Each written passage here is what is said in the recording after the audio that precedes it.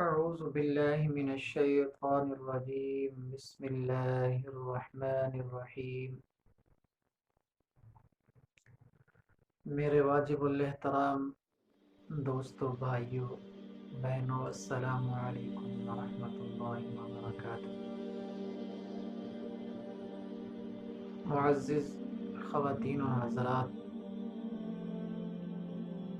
آج ایک نیا وظیفہ لے کر آپ حضرات کی خدمت میں حاضر ہوا ہوں۔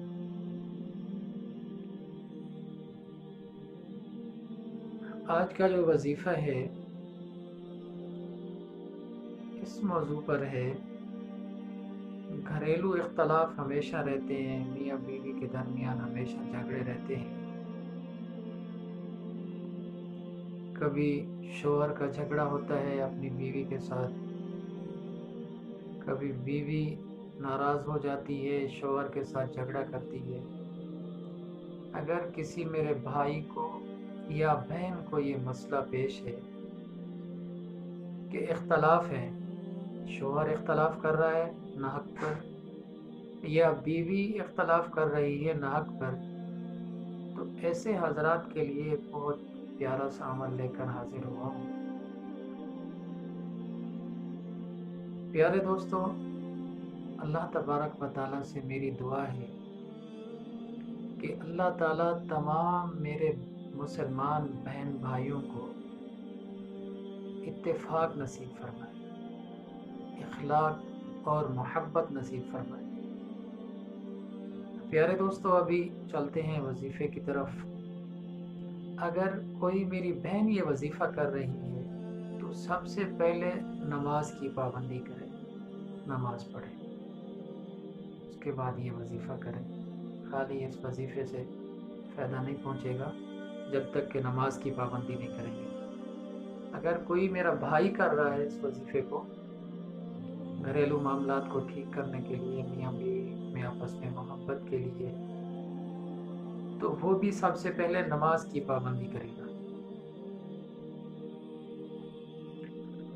اور اگر کوئی میری ماں کر رہی ہے اپنی اولاد کے ساتھ محبت کے لیے، بیٹے کے ساتھ محبت کے لیے، تو وہ بھی سب سے پہلے نماز کی پابندی کرے گی۔ اگر کوئی بزرگ کر رہا ہے اس وظیفے کو اپنی اولاد سے محبت کے لیے، تو وہ بھی سب سے پہلے نماز کی پابندی کرے گا۔ میرے پیارے دوستو، نماز ایک اہم فریضہ ہے۔ نماز ہم مسلمانوں کے اوپر فرض ہے، جو کہ ہر ویڈیوز میں آپ حضرات کے سامنے گزارش کرتا ہوں کہ نماز کی پابندی کیا کریں۔ پیارے دوستو، جب آپ نماز کی پابندی کریں گے تو اس کے بعد اس وظیفے کو، اس عمل کو شروع کرنا۔ فجر کی نماز کے بعد اور مغرب کی نماز کے بعد یہ وظیفہ پڑھنا ہے، اور اس کے بعد اللہ تبارک و تعالیٰ سے دعا مانگنی ہے۔ کون سا وظیفہ ہے، کس ترتیب کے ساتھ پڑھنا ہے، پڑھنے کی ترتیب آپ کو بتا دیتا ہوں۔ نماز سے جب آپ فارغ ہو جائیں تو 3 مرتبہ آپ نے درود ابراہیمی پڑھنا ہے۔ نماز والا جو درود پاک ہے یہ پڑھنا ہے۔ اس کے بعد پھر اللہ پاک کے یہ 2 نام پڑھنے ہیں، اور اللہ کے سامنے اپنی حاجات رکھنی ہے، اپنی عاجزی پیش کرنی ہے کہ یا اللہ میں تو عاجز ہوں۔